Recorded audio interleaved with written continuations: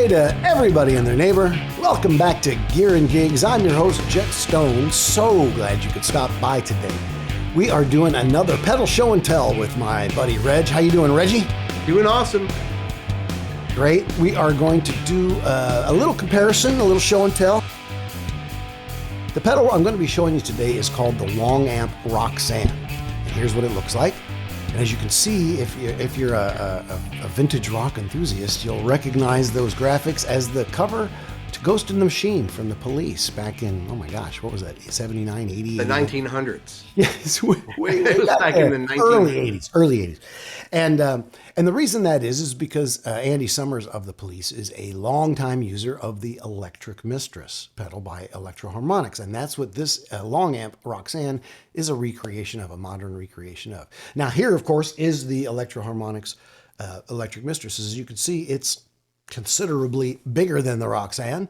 It has a hardwired power cord. It's just a different beast. And a lot of people don't want to take them out on the road these days because sometimes they can be noisy, or sometimes they are just too big for a pedal board, or thirdly, they're getting pretty valuable. They're getting pretty expensive. So the Longamp's a nice option in all respects. Now today for a signal chain, I'm going to be running this guitar. I think it's like a 1999 AVRI Fender Tele, 62 reissue, very Andy Summers, we figure. It's also a very Alex Lifeson pedal, by the way. I could probably pick up a 355 and do a little Alex, but since it's got the Police graphics on there, we're going to stick to the Andy Summers. That only seems right. Right. Okay. We're going into a Carl Martin Combinator too, as you can see here. I'm only using that to switch between the pedals so that I'm not going through them sequentially and screwing up the sound in any way. Then we're going into the pedals individually, and then we're going over to a Marshall Class 5, as you can see here. Class 5 is mic'd up with a nice tube mic. It's mic'd up with a tube amp. It's a whole... People are starting to do that Right, now. that's the thing. It's like when they use speakers for mics in front of kick drums. Now you use an amp in front of an amp. Well, you could use your headphones as a mic if you know. I often do. I am right now, in fact. You just can't tell you're listening to my brain. I'm so sorry. I kind of had a hint, but So but you go on. What is that? We're still on the signal. Right. Okay. So going into the Marshall Class 5 over here, as you can see in red, all the knobs are pretty much straight up except for the volume. So we've got a little bit of boost on treble and mid, but not much. And I'm rolling the bass down just a hair so we don't get too tubby. Micing it up with a tube mic, a vintage tube mic going into a liquid channel over here in this rack. That's set up to emulate a Neve console. And then we're going to an A to D, Digico A to D, and then into the computer.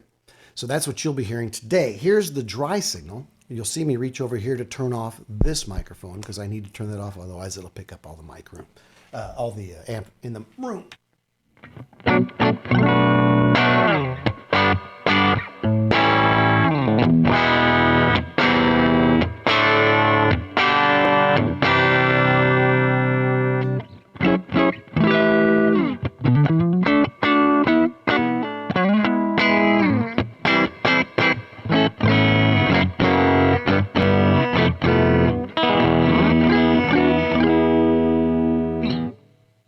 Okay, so there's our dry signal. That's a pretty sweet teletone. It's very sweet. Yeah, it's a nice tele. I like it real well. And the Marshall Class 5 is always just such a great amp all the way around. Such a no-brainer. Just plug in. You can't get a bad sound. I think it was in fact, the third place winner of a Marshall amp shootout. I don't know. Was it third place? Or second. It might have been second. I think it was second. Really nice amp, though. Really, really inexpensive. Super light, easy to haul around. Kind of like a Vox AC10, another amp, same ilk. All right, so there's where we go. So as you can tell, that adds a lot of kind of room sound and too much treble. So I will remember to turn that off as we test. Okay, so would you like to hear the original?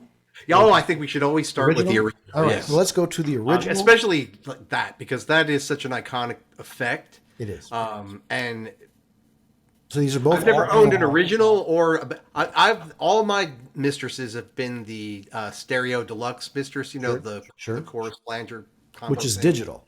Which is digital, yeah. Which is digital. This is all analog. Both of these this are. This is the real deal. So I'm excited to hear this.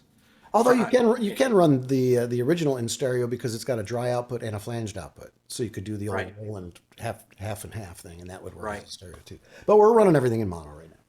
Okay, so here is the original. I've got all the knobs down all the way, and then I'll kind of mess with them to find that classic sound as I go, and then I'll try to do the same thing on the Longamp when we go to that.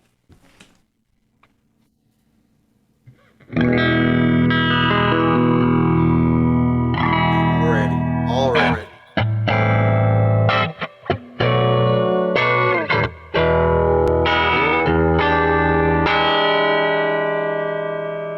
It's so slow. It's just so subtle and slow at that setting. So let me pick it up a little bit. Yeah,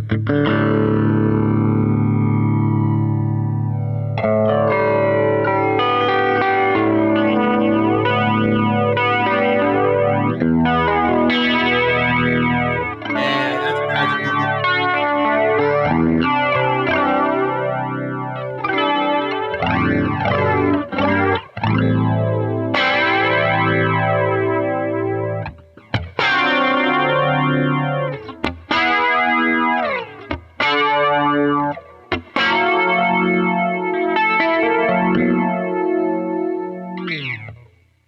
It just has that hanging, suspended. It really does. It adds. Literally, it's like an ethereal mist of magic. Yeah. That comes over the top. It really is. It just kind of adds Halo. this. It's not a. When I was listening, I was thinking of the word shimmer. It's not really shimmer, but that's still a good adjective because it's like it has that sort of Sparkly, mystical kind of magic. Fairy dust. It's fairy dust. Yeah.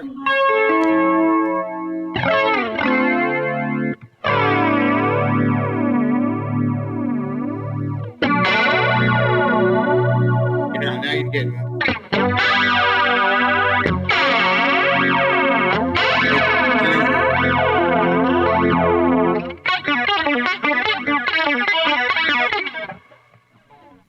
About that level, I need distortion to do it, but that's the kind of flanger we're getting to now. Is more like serious flangey flange. That is some serious flanger.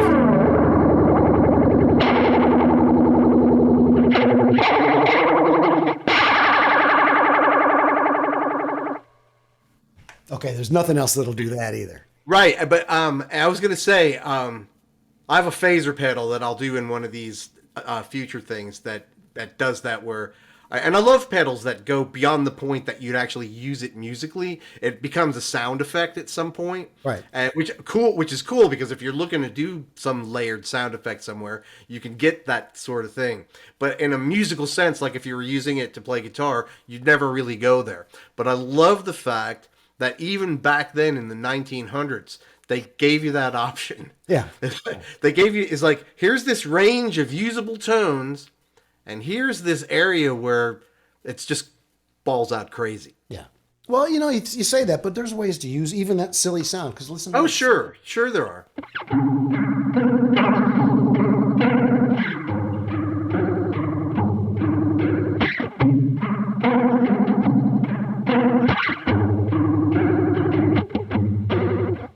I mean, I don't know. Zappa could have done something with that. Yeah, very synthesizery though. Underwater sounding. Underwater, it has that real, synthetic sound. But Where otherwise, when it's being used more moderately, it's very. That's beautiful.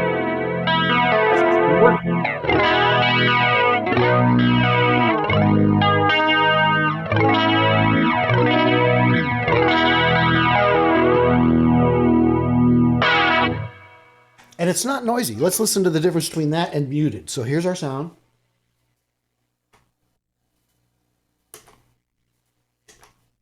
Nice. You just hear a little, just a little bit, but isolated power. I mean, it's not like, and it is a flanger, not a chorus, and it's usually chorus pedals that tend to, add a little hiss. It's not a hissy thing. It's not. It's very cool. And it doesn't mess with your core tone. But it's an AC plug, right? It is. If I take it off, as you can tell, it doesn't mess with your core tone. No, it doesn't mess with your volume. It's so pretty. That little thing. Because without, it just lays there. It just lays there.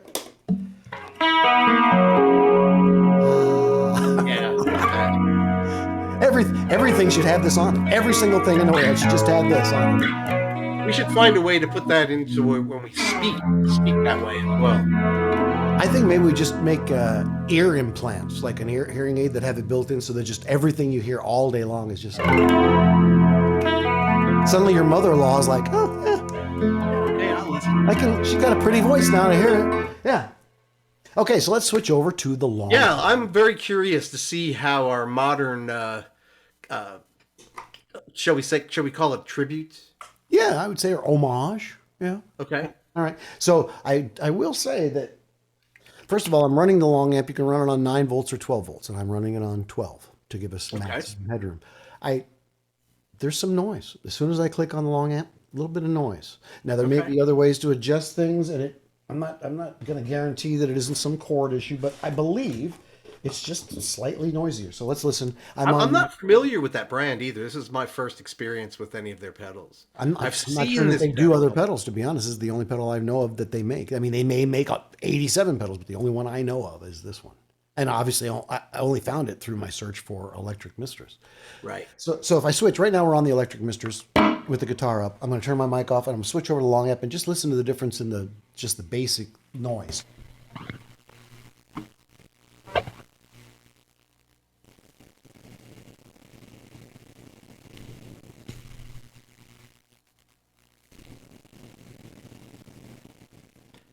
It's fairly imperceptible on my side. On my end, I can hear a little bit of, just a little bit of. Okay, so here's the long amp. Once again, I'm going to start with all the knobs low. We'll see what that sounds like.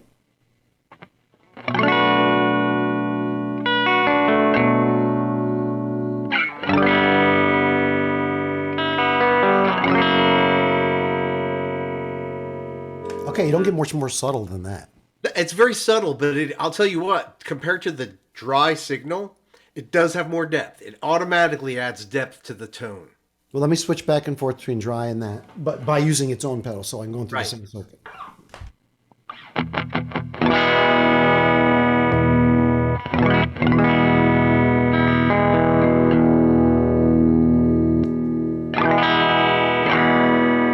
So it thins it out. It thins it out substantially, and I didn't notice that at first, but yeah, it does. It thins it out and kind of it gives it a slight cut in volume. Let's check that. Let's check to see if the other one does that same thing, because I don't remember it doing that. But let's just double check. Me either.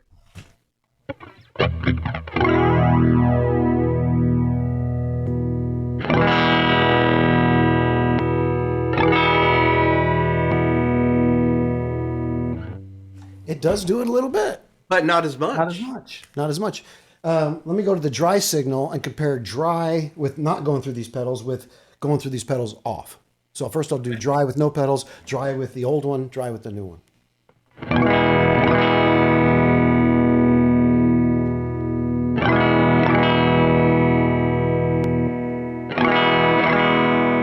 See, now there's the real telltale, because there was really virtually no dropout with the original, but a fairly substantial dropout with the new pedal.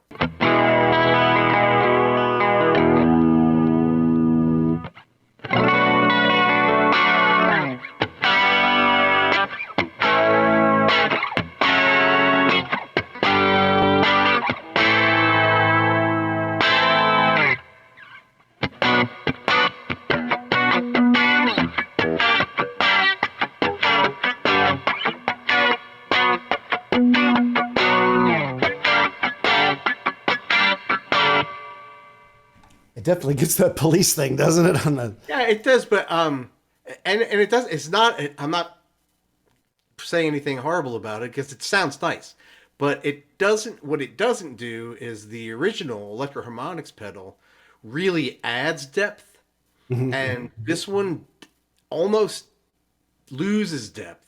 It does put that little shimmery magic to it, but it loses something at the same time.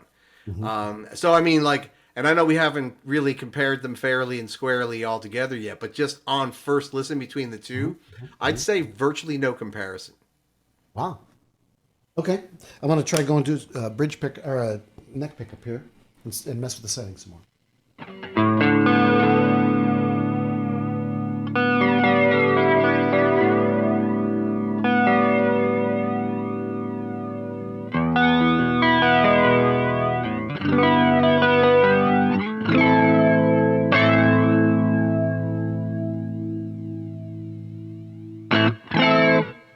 I'm going to go from a middle setting, kind of to both, switch between the two, so we can kind of get a feel for the two.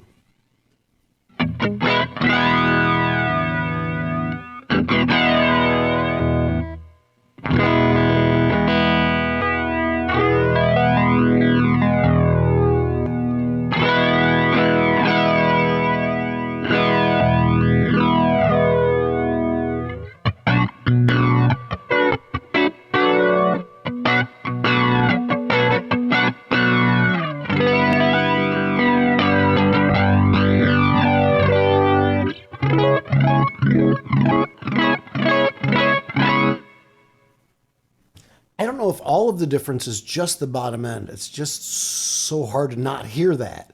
It's such a big Yeah, difference. it's such a noticeable thing that you wonder. I mean, because I'm trying to really listen to the effect as well and not have that other problem affect the decision or the what I'm hearing. But it's tricky because it does seem like there's a lushness on the original that just is not there with the newer pedal. I agree. I agree. I like the sound of the new pedal, but I believe it does that. Yeah, I think in its own space, if you weren't comparing the two and just using that for what just for what it is, I don't see there's no it's not, again, it's not, it doesn't suck. Right. It's not that. It's like it just, when you put it head to head with a vintage original, I just don't think they compare. And of course, this vintage original. You could get 10 Right, of they're them not all exactly different. the same. All Exactly. different. This might be a particularly clean one or good one. I don't know, but the top end thing is still there. That magic, Oh yeah. it's still there, but it does. Will it lack go more to bottom end. to the extreme as well, where it Oh, let's find out.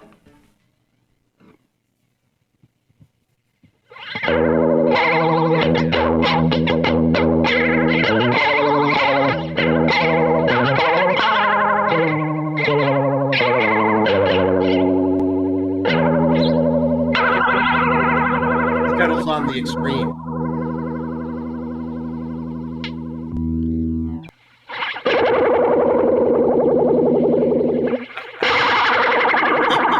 Oh yeah.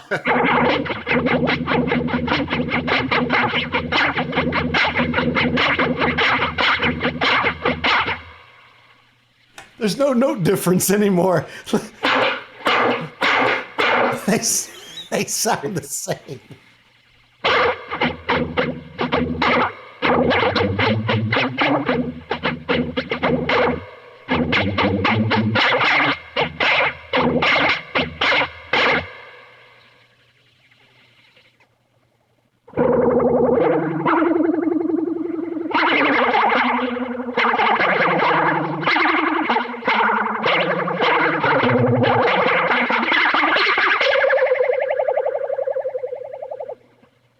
So I'm over here adding vibrato like you're going to be able to tell. A very subtle, tasty bit of business there. Very nice. Huh. Now, I am going to run them both in the middle now. I'm going to try them both in the middle since we tried them both in sequence. I am going, yes, the Roxanne is going first.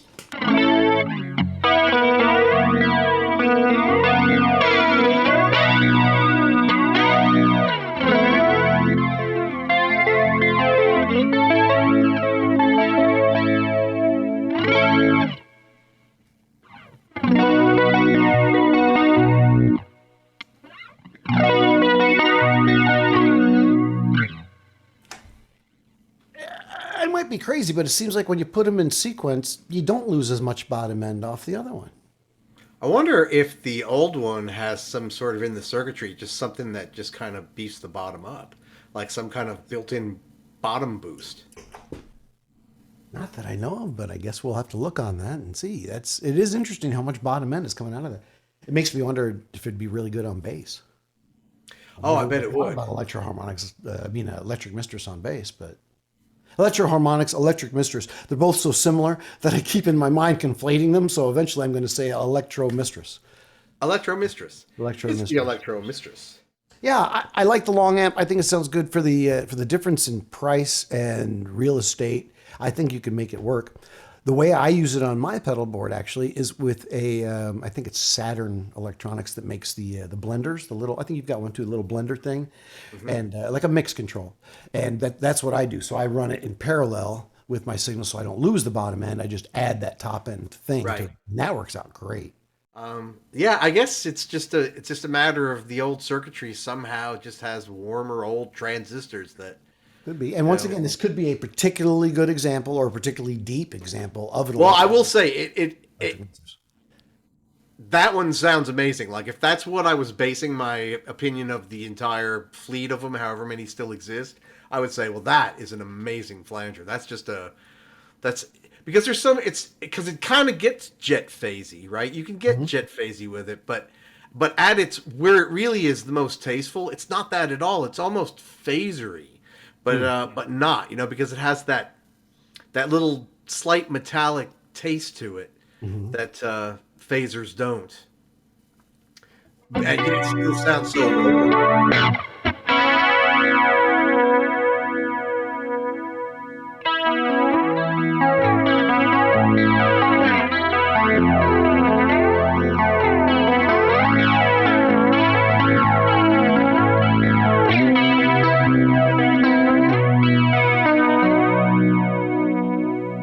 That's just so magic.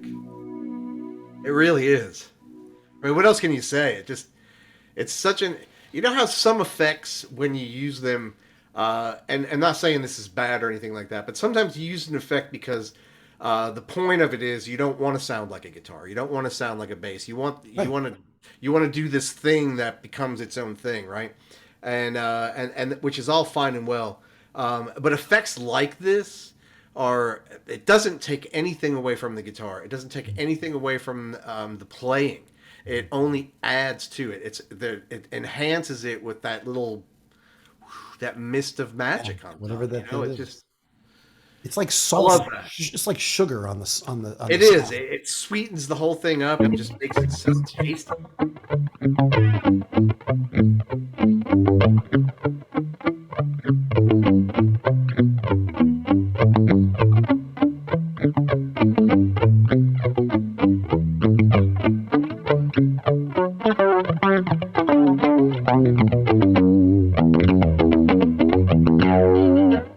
Even for stuff like that, where it never gets a chance to do its shimmery thing, it's so integrated with the sound.